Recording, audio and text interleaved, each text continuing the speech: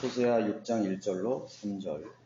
오라 우리가 주께로 돌아가자. 이는 그가 찢으셨으나 우리를 낫게 하실 것이요 그가 치셨으나 우리를 싸매어 주실 것임이라. 이틀 후에 그가 우리를 살리시며 셋째 날에 그가 우리를 일으키시리니 우리가 그의 목전에서 살리라.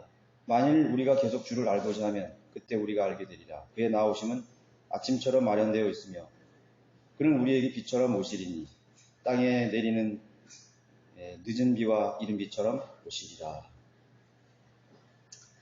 재림을 준비하는 마음이라는 제목으로, 이 지상의 분위기는 어느 시대이든지 유대인들을 파멸시키고 또 그리스도인들에 대한 혐오로 가득 찬 그런 정서, 그리고 종교들, 그리고 관광으로 이렇게 이어오고 있습니다. 유대인이든 교회든 살아남기 위해서는 두 가지의 선택만이 있었을 뿐이었습니다. 한 가지는 타협이었습니다. 아니면 하나님의 보호하시는 그런 능력을 선택하는 것 뿐이었습니다. 구약의 기록들은 유대인들의 역사죠. 그 역사를 통해서 하나님의 보호를 거절하고 타협을 선택했던 결과를 보여주는 것입니다. 그래서 이제 호세아 같은 경우는 음행하는 이스라엘, 또 남유다에 대한 경건을 숭배했던, 이교도의 그런 신들을 숭배했던 그런 영적 음행을 경고하고 그 결과를 보여주는 것입니다. 예수 그리스도께서 부활하시고 승천하신 후에 지상에 세워진 교회들이 맞이해야 될 외부의 상황 역시 바뀐 것이 없었습니다. 구약 성도들, 유대인들은 여호와에 대한 유일신 사상이었죠. 하나님 한 분만이 유일하신 창조주시고 자신이십니다. 예수 그리스도께서 이 지상에 오시고 또 생겨난 예수 그리스도에 대한 신앙, 또 역시 마찬가지로 유일한 그런 신앙이었습니다. 예수 그리스도가 만왕의 왕으로 오신다 이거죠. 그분만이 우리의 구원주다. 자신론을 인정하거나 또 상대방의 신앙을 허용할 수 없는 그런 제국이나 집단들에게 이 유대교하고 이 기독교라는 그런 세력의 무리들은 사라져야 할 그런 혐오의 대상으로 불과했던 것입니다. 그래서 이제 유대인들이 디아스포라 AD 70년 이후에 로마 제국에 다 흩어졌을 때도 그들은 율법을 지키고, 그렇죠? 또 여호와에 대한 신앙을 가지고 있어요. 그래서 그것이 굉장한 박해의 대상이 됐습니다. 유대인들이 박해. 동시에 또 그 AD 70년 이후에 등장한 예수 그리스도에 대한 믿음, 그 복음으로 인해서 또 그리스도인들이 로마 제국 내에 많이 전파되면서 역시 박해의 대상이에요. 동일하게 유대인들도 박해를 받았고 그리스도인들도 박해받았어요. 그런데 또 유대교하고 이 그리스도의 신앙, 이 성경적 신앙이 또 합치될 수 있는 건 아니에요. 유대인들은 또 이 복음에 대해서 반감을 가지고 있었지 않습니까? 그리스도인은 그렇지 않다 할지라도 하여튼 그런 미묘한 그런 복잡한 관계를 가지고 이 시대가 그 시대가 지나갔던 것입니다. 그래서 성경에 대한 신앙의 자유가 주어진 국가나 시대가 존재한다는 것은 사실 기적에 가까운 것입니다. 그런 적이 없었어요. 기적에 가까운 거예요. 우리가 이렇게 지금 태어나 보니까 모든 것이 자유롭고, 또 지금 우리가 반평생 이상 이렇게 살아오면서 우리가 그 믿음에 대해서 아무런 제약이 없었잖아요. 그런 갈등 그런 건 아무것도 아닌 거죠. 어떤 정치 세력이나 그냥 물리적인 힘에 의해서 우리가 박해를 당하거나 그런 시대가 없었기 때문에, 이게 원래 신앙이라는 건 원래 자유라는 것이다.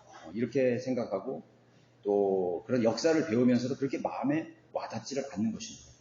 우리가 지금 누리는 이 자유스러운 분위기를 우리가 감지를 못하는, 절대로 감지를 못하는 것입니다. 그래서 우리가 누리는 이러한 이 믿음의 자유라는 것은 극히 짧은 기간이에요. 그리고 어떻게 보면 하나님께서 우리에게 허락하시는 너무나 관대한 관용이라고 할 수 있습니다. 참 우리는 너무나 하나님의 이런 은혜 안에서 허락된 이런 우리가 살아간다는 것은 대단한 그런 의미가 있고 기적적인 사실인 거죠. 제가 오늘 이 시대에 태어났다는 건 기적 중의 기적이라고 생각하는 것입니다. 우리가 둥실무리하게 은혜 시대는 2000년 이게 아니에요. 교회사를 들여다보면 그 2000년의 교회사는 그렇게 만만치 않다는 것을 우리가 여실히 보여드리는 거예요. 그래서 우리가 공부를 해야 됩니다. 공부를 열심히 해야 돼요. 우리 학생들도 역사 공부를 열심히 해서 그 역사 속에서 우리가 어떤 시대를 살아왔는지를 성경과 잘 접목해서 이걸 깨우쳐야 됩니다. 그래서 그 어릴 때부터 우리가 누리는 이 믿음과 신앙의 자유라는 것은 얼마나 참 이거는 놀라운 특권이고 어떻게 보면 참 하나님께서 너무나 좋은 기회를 주셨다는 걸 생각해야 되는 것입니다. 메이플라워를 타고 1666년 2년에 그 대서양을 건넌 그런 여러분들 퓨리탄들 생각해 보세요. 그런 사람들. 그 퓨리탄들이 왜 건너갔습니까? 성공의 사람들이 기도문을 만들어서 이 기도문을 외우라고 강요를 한 것이에요. 그 조항과 함께 여러 가지 종교적인 그런 행위들을 가르쳤기 때문에 그런 것을 자유를 찾아서 생명을 걸고 실제로 수많은 사람들이 죽었어요. 배 타고 가다 3분의 1이 죽었어요. 그의 첫 해 미국 동부에 다다랐을 때 거기서 3분의 1이죠. 3분의 1만 살아남아서 미국 대륙에 그 신앙이 청교들의 신앙이 남겨준 것입니다. 그렇게 만만치 않았습니다. 만만치 않았어요. 로마 제국 시대 BC 27년에서 1453년 이 어마어마한 기간이죠. 참 과거를 돌아본다는 것은 몇 년에서 몇 년 이건 참 말하기 쉽지만 이 수십 세기의 기간 동안에 그 로마 제국 영토에 흩어져 살던 유대인들 또는 그리스도인들이 한 번도 평화나 자유나 권리를 누려본 시대가 없었다는 사실을 분명히 알아야 되는 것입니다. 이 수십 세기 동안 주님께서 우리에게 복음을 남겨주고 또 그 당시에 또 그 믿음을 가졌던 수많은 그런 교회들이 성령들을 믿는 교회들이 한 번도 자신들의 권리를 나타내본 적이 없어요. 자유를 누려본 적이 없어요. 그저 목숨 하나 부지하면 그것으로 감사한다 생각했던 것이죠. 그때 그들이 무엇을 생각했을까요? 그들의 기도는 얼마만큼 순수했을까요? 우리가 박해나 핍박이나 어려움을 당하면요, 기도 제목이 단순해집니다. 우리가 물리적으로 여러 가지 편안해지고 누리는 것이 많고 자유가 많으면 왜 기도 제목이 이렇게 많아? 사치스러운 기도가 너무 많다. 정말 그때는 기독교는 그들의 믿음은 순수해지고 정말로 그 불 속에 연단된 믿음같이 단련이 되고 정련이 되었던 것이죠. 그들의 믿음이 순수했던 것이죠. 그들의 믿음은 바로 성경대로 믿는 그리스도인이었습니다. 성경대로 믿는 그리스도인. 그 당시에 로마의 수십 세기 동안의 박해를 받으면서 그 자신의 그 목숨 하나 남긴 그 마지막 것을 가지고 하나님의 말씀을 신행했던 그 사람들의 믿음이 바로 성경대로 믿는 믿음이라는 것이에요. 저는 그 사람들의 그 당시의 이 짤막한 그런 히스토리, 그 역사의 그런 부분들을 읽어보면서 과연 우리는 성경대로 믿는 그리스도인이라고 자처할 수 있을까라는 그런 의문이 생기기 시작하는 것입니다. 여러분들의 믿음이나 제도교에 다니는 믿음이나 또는 무슨 사이비 이단 종교 집단이나 비교해 봤을 때 과연 얼마만큼의 여러분들이 그런 부류들과 차이점을 가지고 있는지 또는 어떤 차별을 가지고 있는지를 한번 여러분들이 내가 오늘 이 바른 말씀을 알고 많은 성령의 교회를 가졌다. 그렇다면 그러한 지식과 그러한 하나님의 바른 교회들이 여러분들의 생애에 어떤 영향을 미쳤는가에 대해서 한번 진지하게 생각해 봐야 하는 것이죠. 여러분들의 생활 습관에 얼마만큼의 그것이 영향을 끼쳤습니까? 단순하게 갈보리 십자가의 복음이 그렇지 않는 사람들, 물론 행위로 권받거나 또는 여러 가지 성경적인 교리 속에 사는 그 사람들과 비교했을 때 얼마만큼의 그 복음이 우리들의 삶을 순수하게 만들어주고 또 단련시켜주고 또 과연 성경적이라고 말할 수 있는 것에 대해서 분명. 그래서 우리는 역사를 고찰해보는 것은 굉장히 중요하다고는 생각이 되는. 그런데 유대인들과 기독교는 또한 반감과 갈등의 관계가 분명히 있었습니다. 이 시대의 주류 기독교라고 하면 로마 가톨릭이 득세하던 시대였던 것이죠.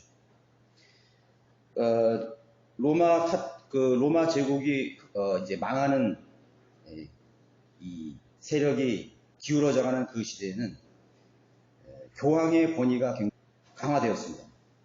교황의 권위가 강화되었습니다. 그래서 그 교황이 황제를 임명하는 권한을 가지게 됐어요. 그래서 신성 로마 제국이라는 그런 지금의 프랑스, 독일 지역, 오스트리아 지역에 신성 로마 제국이 생긴 거죠. 샤를 마뉴라든가 그런 사람 필립 그런 황제들은 교황이 임명한 황제들이에요. 근데 이제 황제들의 세력은 봉건 지주들을 두었고 그 봉건 지주들을 통해서 자신의 세력을 키워갖고 또 자신을 보호하는 그런 권한을 가지고 있었던 것이에요. 그런데 그 당시에 많은 로마 제국 또 신성 로마 제국 시대에는 로마 카톨릭 신자들이 많이 있었다는 거죠. 그 로마 카톨릭 신자들이 또 황제뿐만 아니라 교황을 추종하고 있었습니다. 사실 신앙이라는 것은 어떤 정치적인 세력보다 더 위에 둘 수 있어요. 우리가 종교의 영향이라는 것은 정치적인 것보다 더 클 수 있어요. 그러므로써 교황의 세력이 강성해져 왔습니다. 강성해진 거예요. 강성해짐으로 인해서 황제의 권력은 더 약합니다. 그런 시대에 그리스도인들이 자신의 믿음을 지키고 있다는 상황이었습니다. 로마 교황들이나 동방 정교의 주교들, 실제로 정치 세력이라고 보면 되는 것입니다. 로마 카톨릭 세력은 사실 정치 세력이죠. 주교라든가 그 당시에 교황이라든가 또 각 지방의 감독이라든가 다 정치 세력이라고 보면 됩니다. 그렇지만 사실은요, 그 민중들, 그 당시에 살고 있던 수많은 서민들과 평범한 군인들, 기사들 이런 사람들은요, 자신이 그 믿음을 순수하게 가졌어요.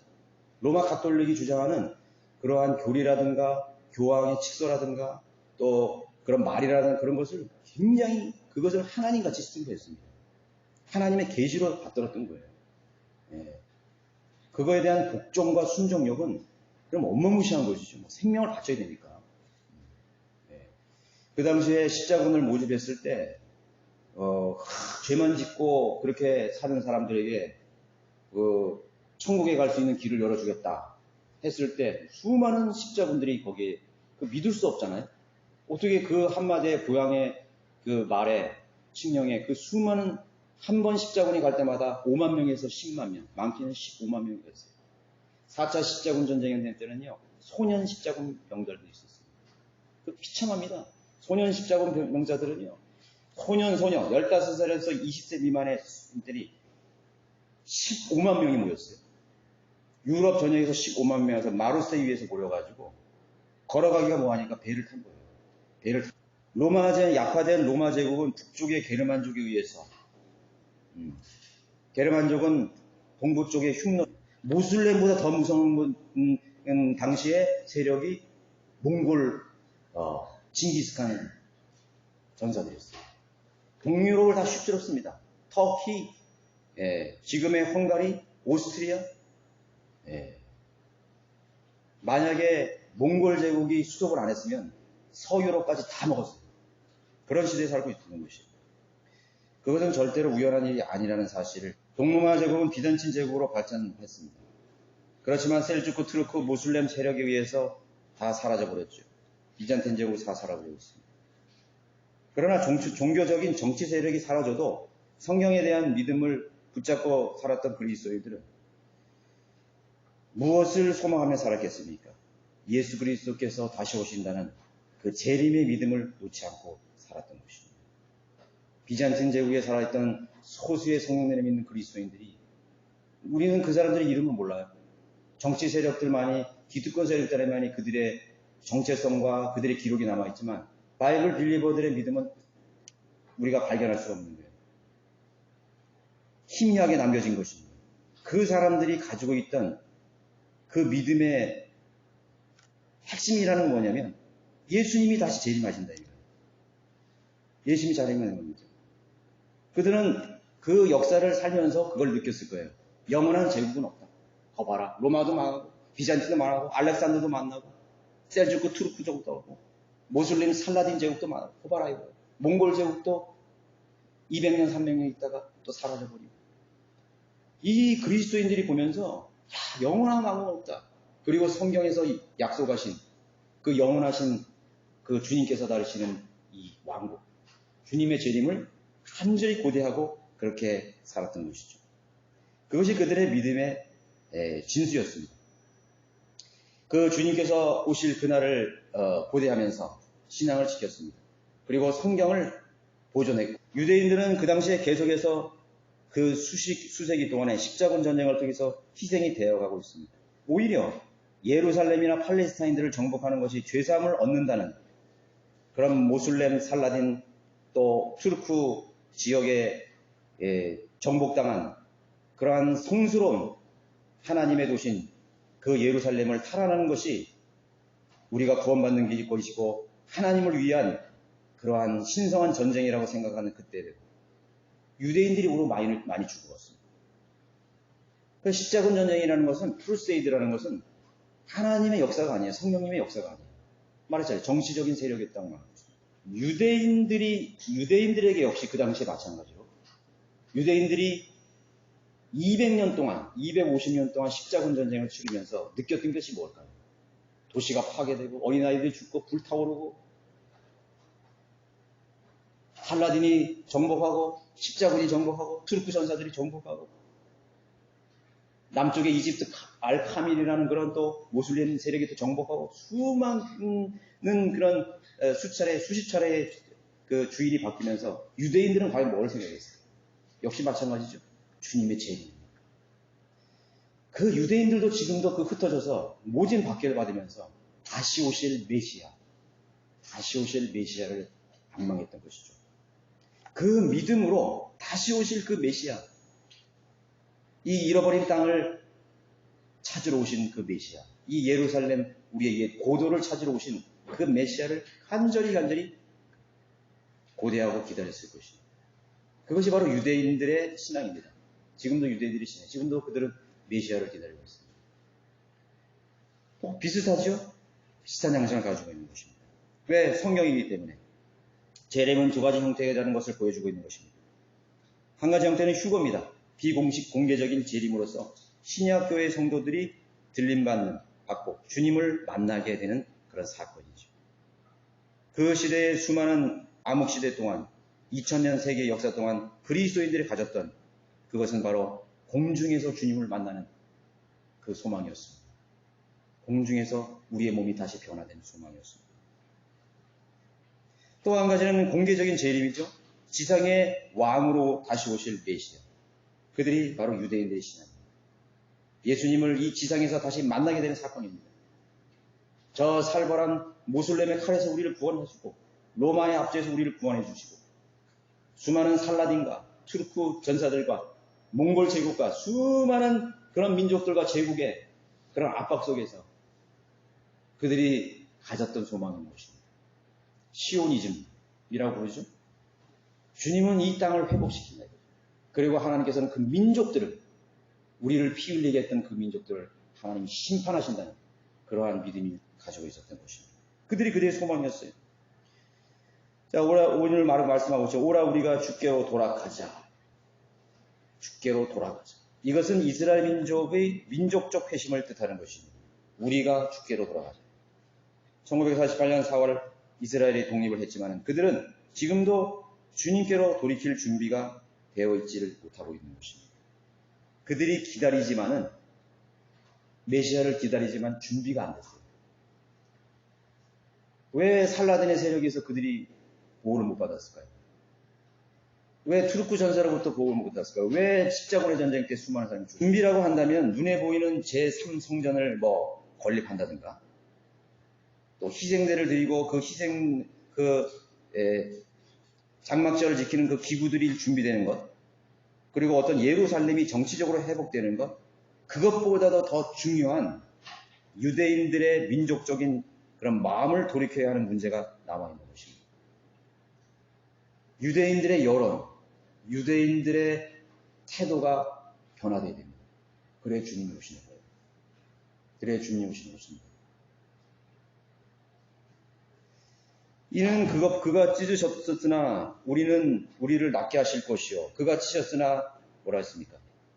우리를 싸매어 주실 것이라. 그렇게 말씀하셨습니다. 하나님께서 유대인들을 찢으셨고 또 치셨다고 말씀하고 있습니다. 이스라엘인들은, 유대인들은 지금까지 찢겨지고 상해지고 갖은 박해와 핍박 속에서 고통을 당하고 있는 민족입니다. 지금도 사실은 고통을 당하고 있어요. 그들이 자신들의 땅과 국가를 회복한 지 지금 몇 년 됐어요? 2020이니까 76년 됐죠? 1948년. 이제 겨우 76년, 100년도 안 됐어요. 그래서 그 48년에서 지금 2020년까지 그 시간은 잠시 당해오던 그 고통과 아픔이, 그 상흔이 잠시 소강 상태라는 걸 알아야 돼요. 지금 이 시간은 소강 상태야. 잠시 휴식 시간과 같은 것입니다. 그러나 그것은 끝나지 않은 것입니다.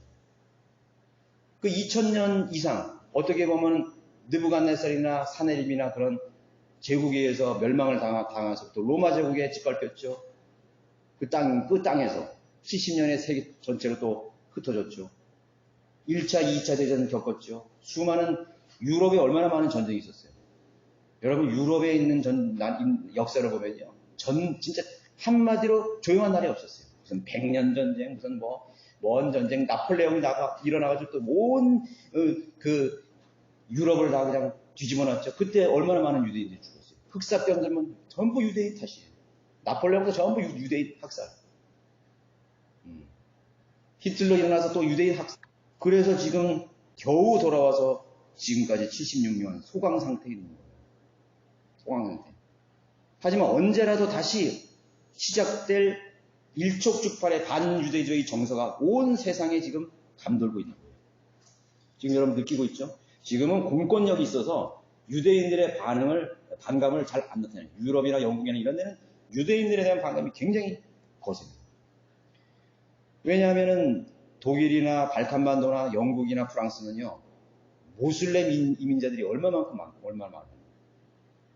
서구 사회는 말할 것도 없고 반유대주의 정서가 엄청나게 많습니다. 그렇기 때문에 그것이 터져 나오면은 이제 옛 과거로 또 돌아가는 것입니다. 유대인들에 대한 인종청소, 민족 말살, 그것이 있는 것입니다. 그것이 세계 역사고 이 세상 신이 다스리는 세계의 정서인 것이죠. 그리고 이제 마지막 징계의 막대기가 남아있는데, 우리가 잘 아는 70주의 마지막 주, 대환란의 후반주인 42개월의 혹독한 박해가 남아있는 것입니다. 박해라는 것은 하나님의 심판의 막대기입니다. 로마 가톨릭의 황제들, 교황들, 정교의 주교들, 제국의 황제들, 무슨 루이 14세, 이노센트, 샤를마녀 필립, 셀주크 모술렘, 살라딘, 몽골 제국, 징기스칸, 알렉산더, 신성 로마 제국 황제들, 투르크 민족들, 근대사 나선 공산주의 사상, 모두가 하나님의 심판의 막대기로 사용됐다는 걸 알아야 됩니다. 하나님의 심판의 막대기가 뭐죠? 적그리스도의 통치입니다. 적그리스도의 통치로 하나님의 마지막 막대기가 남아있어요. 회초리가 남아있습니다. 그들이 하나님께로 돌이킬 마음의 회심, 즉 준비가 됨으로써 주님이 다시 나타나셔서 그들을 다시 보호하시고 싸매시고 치유해 주실 것입니다. 준비가 안 되면 그 막대기는 하나님의 손에서 내려놓지 않는 것입니다. 얼마나 많이 하나님께서 그들을 타이르시고 경고하고 예견했습니까? 이거는 BC 700년에서 800년 사이에 예언한 호세아 선지자의 예언인 것입니다. 분명히 그들은 알 수 있었어요. 그렇지만 한 귀로 듣고 한 귀로 흘리는 것입니다.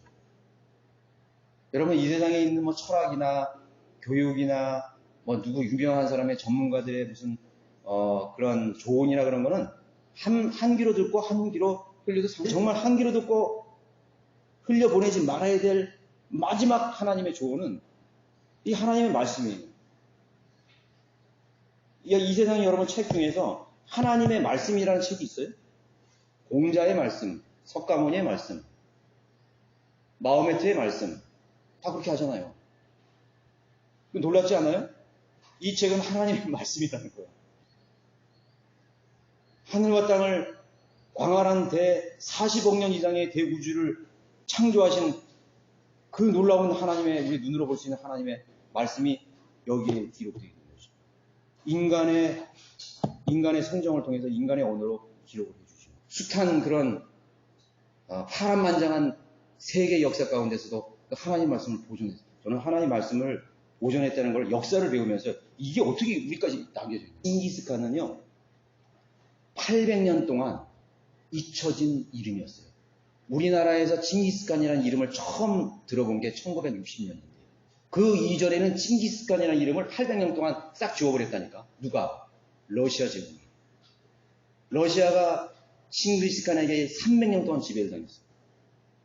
수많은 사람이 학살당하고 여자들은 욕보이고 끌려가서 노예로 살고 조공을 바치고 그 징기스칸이 그렇게 했단 말이에요.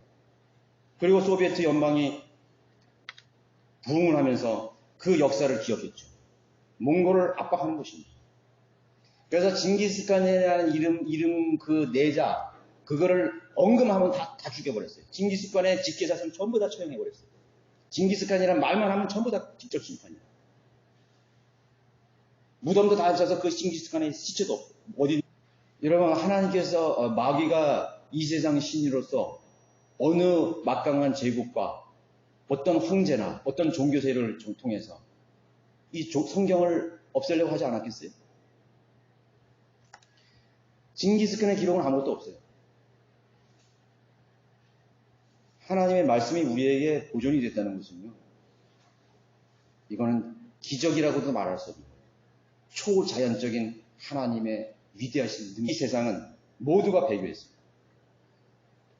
전통 원문과 또 시리아 원문으로 번역된 하나님의 바른 말씀은 다 사라졌습니다. 성경이 있던 국가도 다 사라졌습니다. 이교도의 세력에 의해서 다 불태워지고 다 사라졌습니다. 찾을 수가 없어요. 그런데 성경이 남아있는 것입니다. 여러분, 우리 대한민국의 한글로 된 성경이 우리에게 주어졌다는 것은요, 여러분 큰 안목으로 보셔야 돼요. 여러분, 맨 나라만 가도 그 나라에 모국어 성경 없어요. 없습니다. 있던 나라도 사라졌습니다. 왜? 다 불태워졌기 때문에. 다 모두를 다 말살했기 때문에 남아있질 않아요. 하나님께서 당나귀를 예비하셔서 예수님께서 제자들이 그랬죠? 너는 어느 집에 가서 주께서 쓰신다 하면 쓰신다고 말하라. 말했더니 그 당나귀가 그냥 그 주인이 그걸 내주는 거예요. 간단한 문제가 아니죠. 그 집에서 당나귀를 키워야 돼. 대대손손. 그리고 그 집에 나귀가 꼭 나와야 돼요. 하나님께서는요, 인간의 생사뿐만 아니라 동식물의 유전자까지 관여해서 섭리적으로 하나님께서 역사하시는 것입니다. 성경에는 많은 계보가 있죠. 여러분 그 역대기상이나 또 무슨 민수기를 보면 사람의 이름이 엄청나게 많습니다. 창세기부터 보면. 그것을 예사를 보면 안 돼요. 그 사람의 한 사람 한 사람의 결혼을 하나님께서 관장하셨어요. 예. 근데 인간이 그걸 틀어버릴 수 있거든요. 뭐 타락을 한다든가 또 취소를 해버린다든가 그 망가뜨릴 수 있고, 그것을 또 하나님께서 섭리적으로 또 역사하셔서 그걸 이어나가시는 것입니다. 예수님의 가계에는 창녀들도 있어요. 배교한 왕들도 있어요. 그러나 하나님께서는 그걸 실패하지 않아요. 그거를 하나님께서 관장하셔서 예수 그리스도가 오게끔 그 유전자를 하나님께서 관장하십니다. 인간의 생사와 관여. 그 하나님의 이름들이 들어간 거는 그 책이 이 세상의 책이 어떤 책이 그런 책이 있어요. 한글 킹제임 성경이 우리 안에 있었다. 우리나라가 어제가 6.25였죠. 6월 25일이었잖아요. 6월 20일 새벽에 북한이 우리나라 침공해가지고 며칠 만에 낙동강 등화 후 불면은 꺼져버릴 그런 절체절명의 위기의 순간. 유엔 안전보장 이사회가 열렸어요. 유엔 안전보장이 열렸었는데 그 유엔 안전보장 이사회 상임 이사회 중에 한 나라만 반대를 하면 파병을 못해. 미국 주도하에 민주주의 국가들이 모여서 파병했는데 거기에 누가 불참했어요? 소련의 스탈린이 불참한 거예요. 그 기적 아니에요? 와, 거기에 소련 대표만 거기 있어도 우리나라 파병 못하는 거예요. 끝났어요. 우리나라 한반도는 전부 빨간 물로 다 물들어 버린 거예요. 김일성이 우리나라를 공산화하기 위해서 얼마나 많이 준비한지 아세요? 우리나라는 그 당시에 뭐 남대장이니 빨치산이고 전부 여기 간첩들이었어요. 심지어 제주도까지. 전라도 지역은 뭐 엄청났고 거기. 군인들, 경찰들 전부 다 공산주의자들한 불러있어요. 여기 치악산, 빨치산에 여기 강원도 본부였어요. 여기 치악산은요, 공비토벌도 못하고 그냥 넘어간 지역이에요, 여기는. 그걸 알아야 돼요. 지리산, 속리산 전부 그렇게 됩니다. 치밀하게 준비돼요. 삽시간에 인천 상륙작전, 내가더의 등장, 그 다음에 중공군의 개입, 일사후퇴. 얼마나 많은 희생으로 우리나라가 공산화되는 것을 막을 수 있었던 것입니다. 기억해야 돼요. 그러나 우리가 민주주의를 지킨 그 자체가 중요한 것입니다. 네. 하나님께서 이 땅에, 이 민족에 우리 대한민국, 한국의 그리스도인을 통해서 뭔가를 하실 계획을 가지고 있었던 것입니다. 우연한 일 아니죠. 절대로 우연이라고 해요. 역사를 보면 절대로 우연한 일이에요. 세종대왕이 1884년에 한글을 창제하셨어요. 우연한 일이 아니에요. 충녕대군이죠.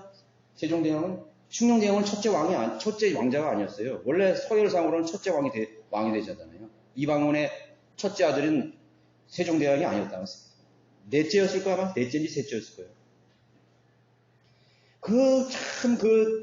이방원의 그런 그 왕자의 난을 통해 가지고 다 설명하면 못하죠. 한번 살펴보세요.